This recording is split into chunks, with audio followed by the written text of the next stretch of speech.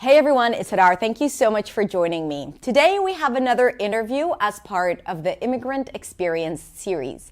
And today you get to meet Gina Gomez. Gina is a business strategist and advisor, and she's also a diversity and inclusion coach. And I'm happy to say that she is also my business coach. And today, Gina is going to share with you some tips and strategies on how to deal with microaggression and inequalities that a lot of immigrants actually experience while moving into a new country. Some of the tips are going to be priceless, and I highly recommend for anyone, even if you're not an immigrant, to listen to it, because speaking a second language gets us to deal with a lot of insecurities and fears and sometimes even discrimination. And in this episode, you are going to get some tips and insights as to how to handle such situations.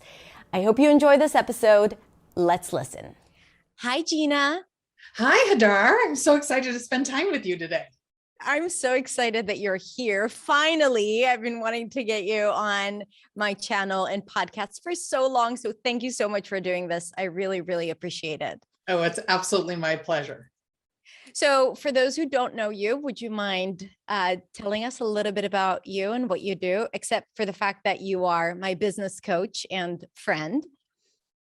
Of course, I'm happy to. So I am Gina Gomez, as you mentioned earlier, and I'm a business strategist and advisor. I am the founder of a company called Gina Gomez and Associates, and we're a business development company where we specialize in diversity, equity, and inclusion. So everything we do, from soup to nuts in business and our business strategy and advisement, we always make sure that inclusion, diversity, and equity are a big, big part of that. What made you decide to focus on that in your business? Oh, I love this question. And here's why. Because when I've been working for many, many years, and back in my corporate days, I was tasked with a lot of projects, departments, and markets that no one else wanted. What I found was that those markets were usually underserved, came from underserved communities.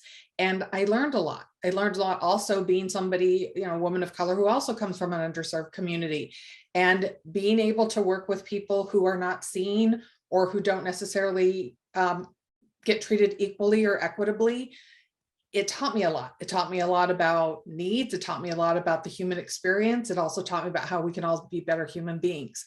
So for me, I was very clear that no matter what I did for a living, that I always wanted to do something that had a positive impact with people. Which definitely is something that drew me to you, because I think that these are, our values as well in our company. And I think that that's also what we're trying to always raise and talk about here on the podcast and channel, because I think when it comes to learning English and speaking English as a second language, especially for immigrants, because this interview is part of our Immigrant Experience project, we don't think of language as a source of discrimination or a source that creates inequality, but actually it does. And if we start speaking about it in different terms that we know from other aspects of life, then I think it would help people cope with it a lot better and actually develop emotional resilience, or maybe a better way to communicate with all the setbacks that people experience when speaking a second language.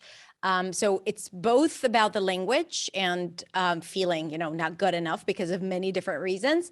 But it's also for people trying to fit in a culture that is not their culture, in a new place, immigrants that deal with all sorts of negative emotions. And I want to talk about that. So actually, that leads me to my first question about the topic, which is, a lot of times people tell me, my students tell me, especially students who live in an English-speaking country and English is not their first language, that when they communicate with other people, their identity or where they're from or what language they speak is the center of attention. Like, that's the thing that people ask about and talk about, and they get asked about it like 10 times a day.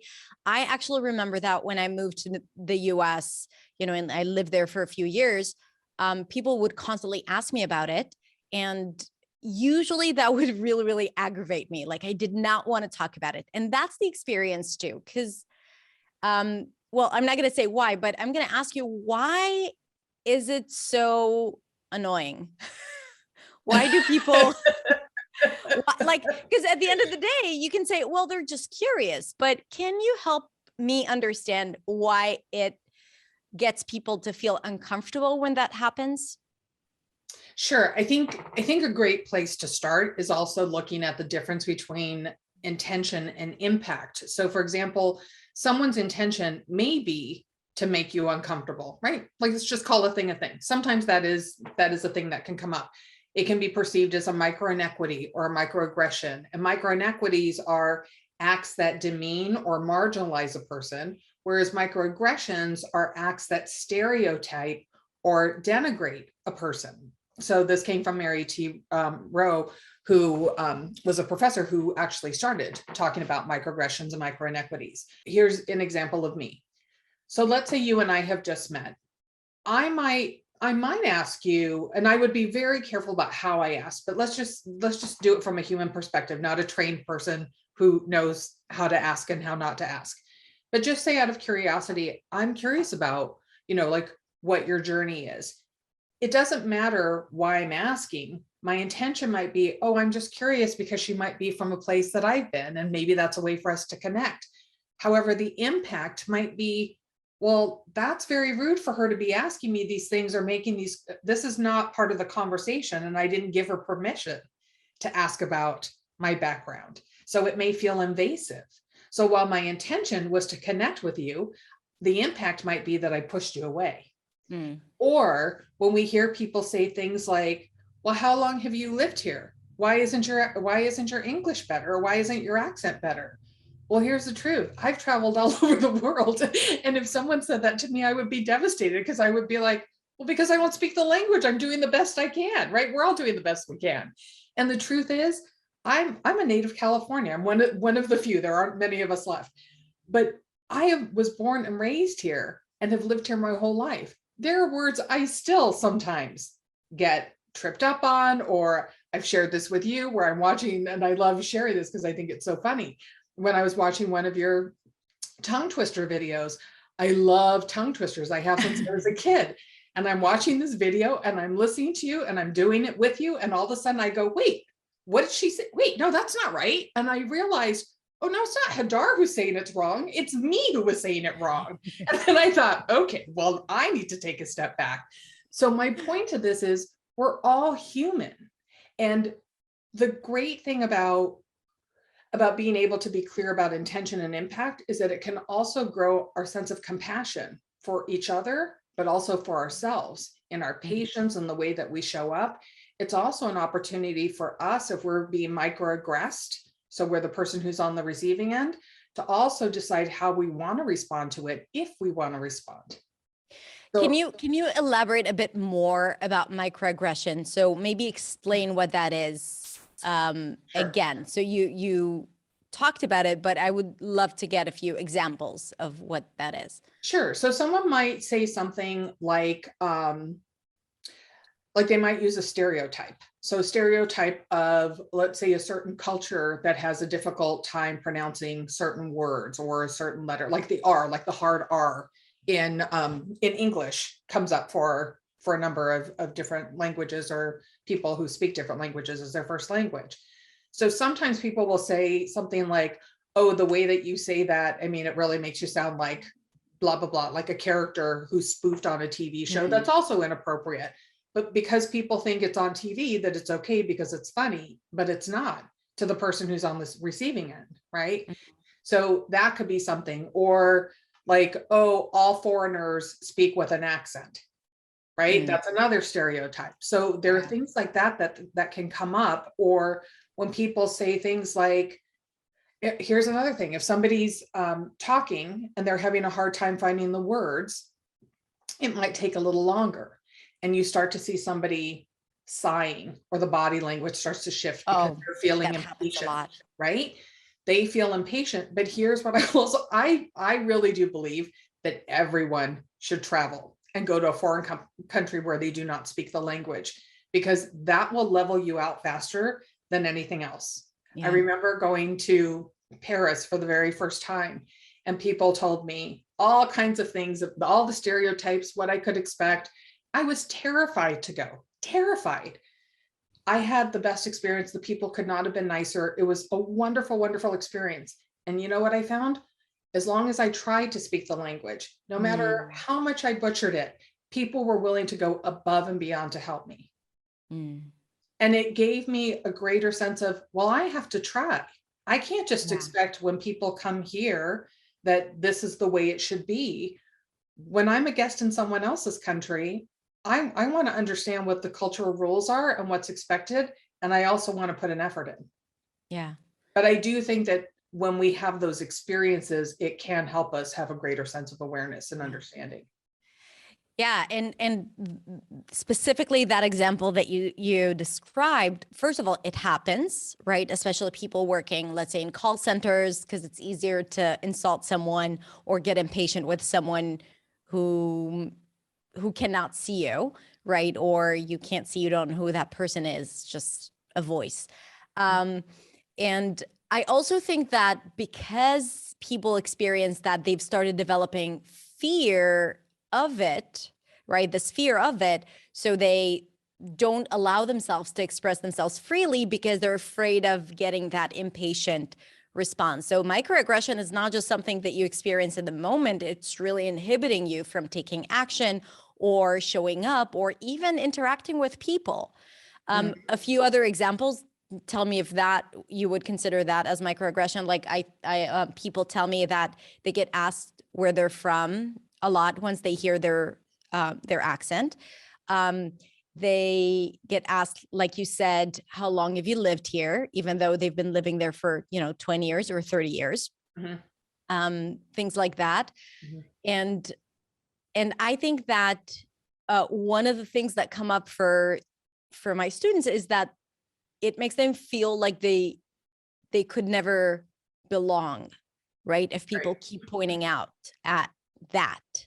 Well, especially if the first thing you hear is, where are you from? What you're also hearing is, you're not from here. You're not part of us. You're not, you're separate. So when you feel separate, you are going to show up and behave a little differently, right? Just like when you go to someone's home for the first time, you don't necessarily know what's expected and you're, on your best behavior. And as you start to get more comfortable and you go to that place more often, you might relax a little bit and, and your behavior might shift somewhat.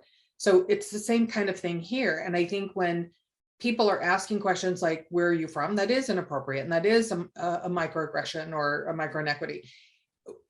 When we're looking from a place of curiosity of like I want to better understand your culture, that's a different conversation. Yeah. So while we used to think that it was okay to ask, and it wasn't necessarily that it was okay, it was that it was tolerated, right? So when people would say things like, where are you from? Again, intention and impact. My intention is to find out more about Hadar and to better understand her culture, or I'm curious to know where she's from because I want to connect with her. But it doesn't mean that just because that's where I'm coming from, it's going to land that way with you.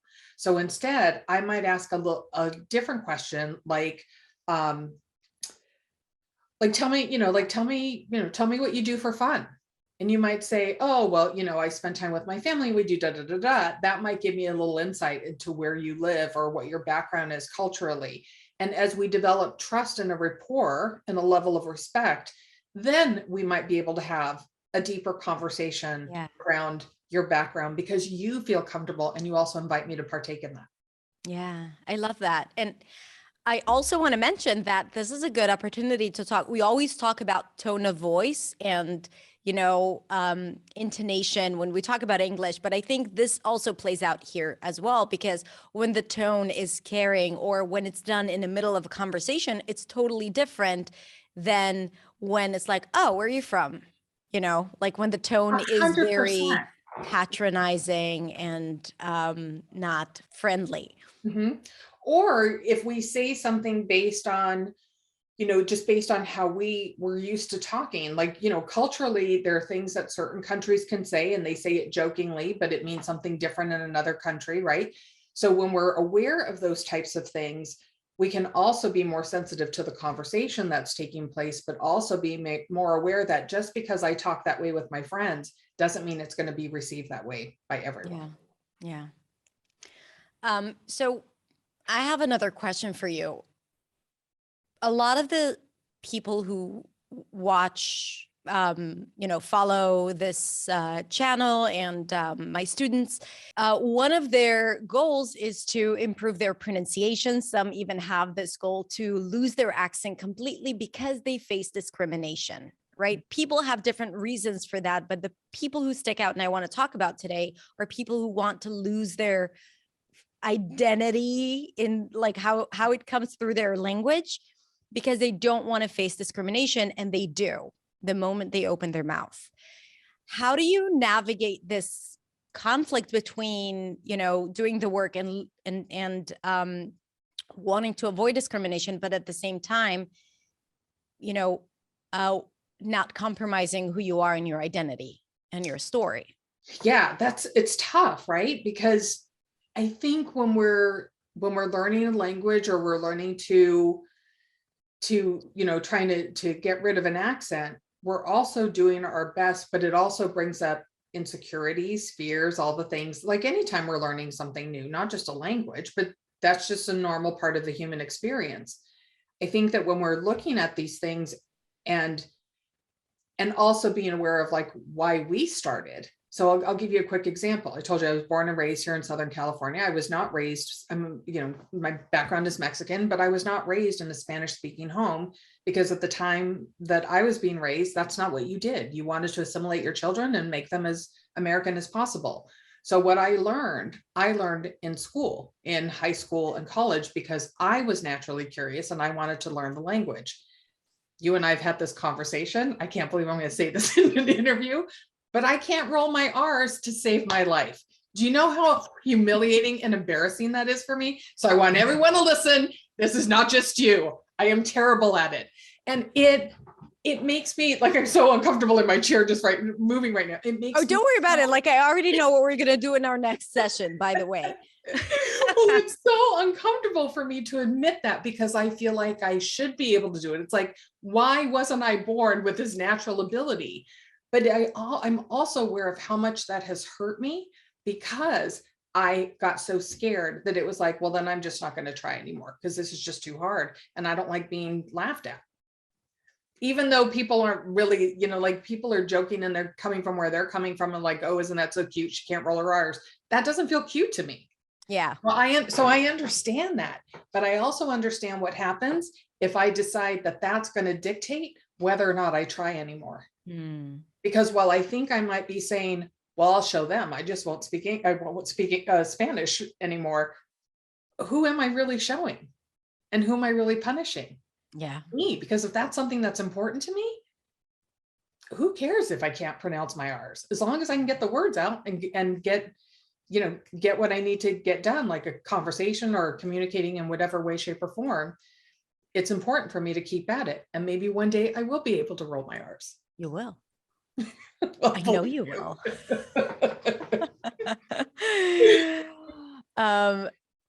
So yeah, I definitely agree with that. Like, this is something we're constantly talking, like you choosing not to speak or not to involve yourself in things that you want because of that fear of discrimination, of judgment, of, being perceived as not intelligent enough, is only hurting you, right? Like, it's only hurting your progress and your achievements, and you live your life for yourself, not for them or their opinions. So ultimately, it's a really easy choice when we look at it as is, like, just like you laid it out. Yeah. I think it's also hard when you're in the situation too. I know for some people, it's like, oh, I wish I could be quick on my feet and I know what to say and know how to respond in the moment, instead of just feeling bad and then taking those feelings with me. And what you can always do is you can always just say something as simple as, thank you. When I'm looking for some feedback, I will reach out, or just thank you, and you move on. But if you engage in the conversation and allow it, that's when it can get, like, if you want to engage in the conversation, great. But if you don't have to. I think that's part of it too, is we feel obligated because it's like, well, this is somebody, and I'm just using this as an example, somebody who does speak English, and I don't want them to think I'm difficult because of blah, blah, blah.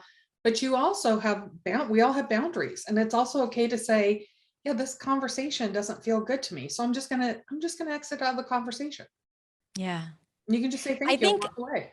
having the courage to do that, or thank you, when I ask for feedback, I'll ask it. Like, I think it's a really important step in, like that ultimate freedom, both in English and as a human being, right? Like being able to Yeah. say, like, this is as far as I'm willing to go. This does not feel comfortable. I'm out. I really want to encourage everyone watching to do more of that and not feel that because you don't speak, you weren't born into English, you're not entitled to have the same, experience as anyone else, or the same respect as anyone else does. Right. Yeah, you don't have to stay in an uncomfortable conversation.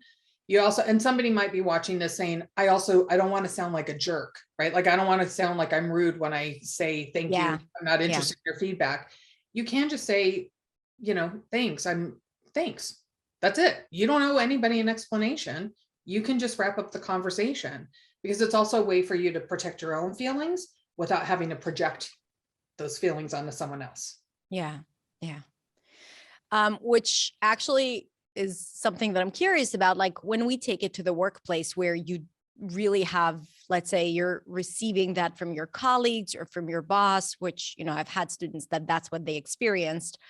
That's a slightly different situation. So I think the attitude can be the same. If you want to talk about that, I would really, please feel free to elaborate as much as you want. But I'm also curious in hearing, how can native speakers in this context of the workplace can do a better job at making people who are non-native speakers feel more comfortable and more supported? This is a great question, because it's a layered answer. I mean, some of this is also on the employer to create a culture and an environment that is inclusive. And an inclusive environment means being able to allow people to show up as themselves with whatever differentiates us, and to be okay with that. And when we're looking at things like accents, or somebody who may not be super fluent or proficient in English, if a native speaker is saying something like, let's just use the earlier example of, like, you've been here for X number of years, I thought your English would be better by now. That's a toxic work environment, and that can turn into a hostile work environment. So the first thing I would say is, if you're somebody who's in that situation, you have an option. You can say to that person, depending on how much you want to invest in the conversation, you can say nothing and you can walk away. You can also say, just so you know, that's what's considered a microaggression. Let me explain to you what that is and what the impact is. And I would really appreciate it if next time you're a little more mindful of it. I get it if you don't understand, but it's really offensive to me, or it really affects me when you say that. Give somebody the opportunity to change the behavior. If they don't change the behavior, that's when you run it up the flagpole. You go to your boss, you go to HR, you go to whomever you have to say, there's something that's going on.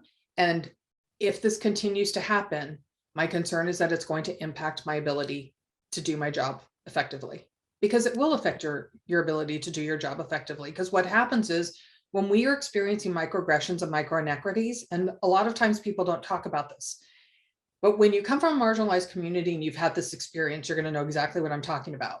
Someone says something like that to you, and you try to get back to work, and the whole time this story is running the show in the back of your head. So you can't get the work done, because all you're thinking is somebody else going to say that to me? Do they think this about me? Do they think that about me? Am I going to lose my job? And then what happens is, then performance starts to decline. And then it validates all those terrible things that we were questioning. And now they start to turn into beliefs. I'm not good enough. My English isn't good enough. I'm not good enough at this job. And then it becomes a self-fulfilling prophecy, when the truth was, In this case, it probably started with a microaggression or microinequity. Wow. This is so important.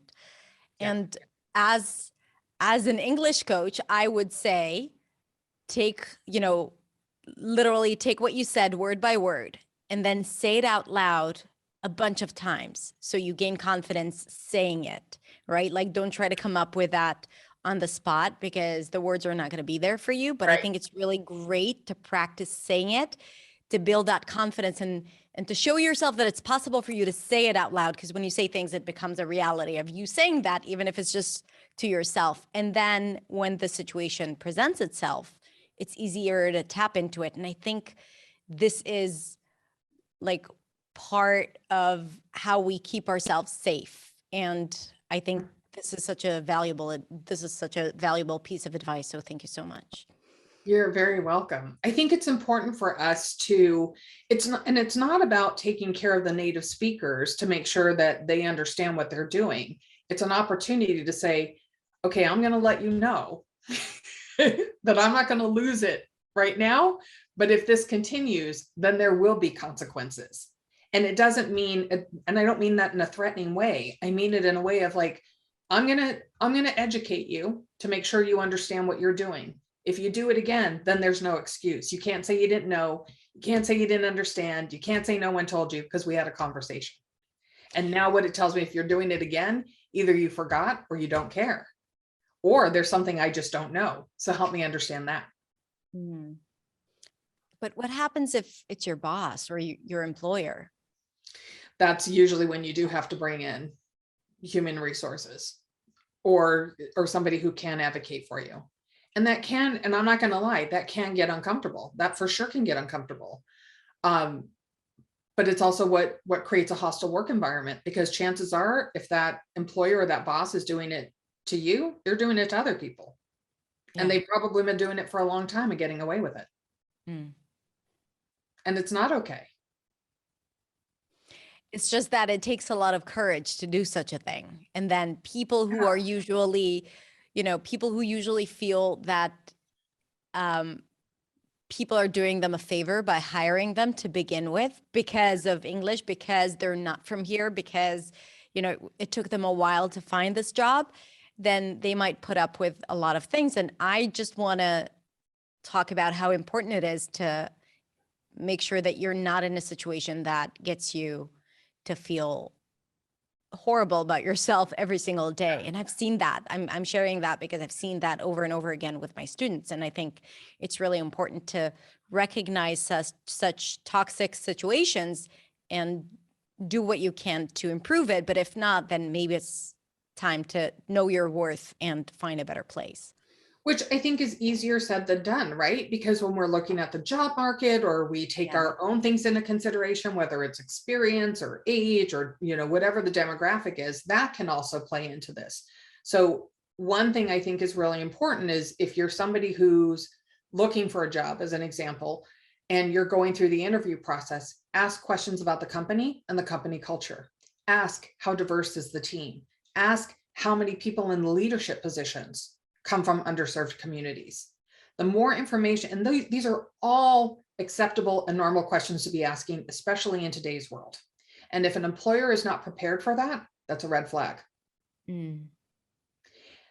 If you're already employed and you're in a situation where you're not getting what you need, I think it's also important to look around within the people that you work with and your colleagues. One of the things I think is really important is for natives, or, if we're looking at, race as an example, for people to speak up and stand up for each other.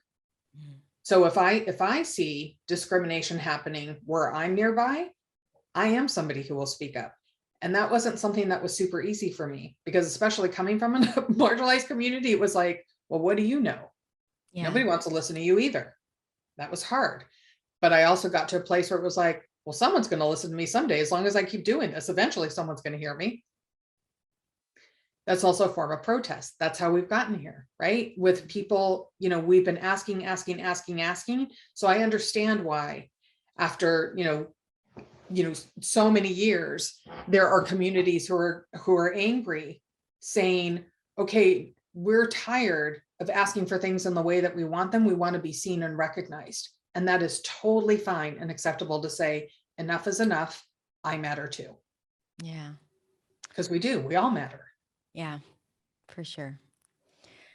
I have one more question. As long as you don't ask me to roll an R, I'll answer your question. Can you roll an R? The answer is that would no. be for our next interview, where we practice rolling our R's. A lot of my students are like, their biggest fear is that native speakers would judge them for speaking slowly or getting stuck. So I really want, you mentioned that at the beginning, but I want to mention, like, I want you to talk about it again. You know, what goes through your head when you're speaking to someone who speaks English as a second language? And it's, you know, I may not be, so let me preface it with this. I may not be the best person to ask, and here's why, because I love it. And here's why I love it, because I think anyone who's willing to try to learn a foreign language and really put all their heart and effort into it, that's a big undertaking. I have a lot of respect for people who do it and who stick with it, because most people don't, right? Mm-hmm. I think that for me, and I'll give you an example, you know, as someone who loves to travel, I love traveling, you know, all over the world. And it's really fun to me when I go to a foreign country. And where I saw this the most was when I used to go to Germany, you know, for holiday, and I'd be traveling around Europe. And what I found was that culture, more than any other culture that I had experienced at the time, was always like, you're from America, can I practice my English on you? And it was like, oh, this is so much fun. And it was great, because a lot of times their English was also better than mine, where I was like, I don't understand what we're practicing here, because you've got it under control. But I love that, because for me, it's a way to connect with another human being. And I know how I would feel learning a language if somebody took the interest and the patience when it takes me longer. Because so here's an example. I don't speak Spanish on a regular basis. So it does take me a little while to get back into it. I can get back into it, but it takes me a minute. So knowing that someone's patient and understanding that it's going to take me a minute to get back into it, or a day, that's also makes me feel more confident and safe, where I can keep going. But if someone's impatient with me, then I'm like, well, then why am I doing this? And I shut down. That's not fun. So I happen to love when people want to practice, because for me, it's a really cool experience. And that's amazing. And I think that, like, most people feel the same. And I think it's important for those who are not speaking English as their first language. Like, no one's there to criticize them or judge them. They're just there to appreciate them and connect with them. And that's it. You know, ultimately, that's what it's about. Like you said, connecting with people. Yeah. Gina, thank you so much for spending this time with us. And where can people find you and learn more about all of the beautiful things that you're talking about? So first, I'm not leaving. I'm going to be here. We're going to just keep this rolling. People can find me at GinaGomezandAssociates.com. And we're going to put all the links below, so you can learn more and read your posts. And I think it's all very, you know, it's so important to educate ourselves in those areas, because I think it gives us more new ways to think about the day-to-day experiences, which sometimes we kind of like don't know how to deal with. And I think that puts emotions and thoughts into words. So thank you so much for doing this work. I really appreciate you. Oh, I appreciate you. And thank you so much for having me. I think it's so great what you're doing. And I love what you're working on creating for the community, but also to encourage the community to keep doing what you're doing. Like, it's so important. And this is also a great time for us to come together and to learn about each other in a way that we've not been open to in the past. For sure. Thank you so much, Gina. Thank you, Hadar. All right. Thank you, Gina, so much for this interview. And thank you, everyone, for watching. I really hope you enjoyed it as much as I did. I'm going to put all the links in the description if you want to connect with Gina. And of course, if we haven't connected just yet, you're invited to come and follow me on Instagram at hadar.accentsway or on my website at hadarshemesh.com. Have a beautiful, beautiful rest of the day, and I'll see you next week in the next video.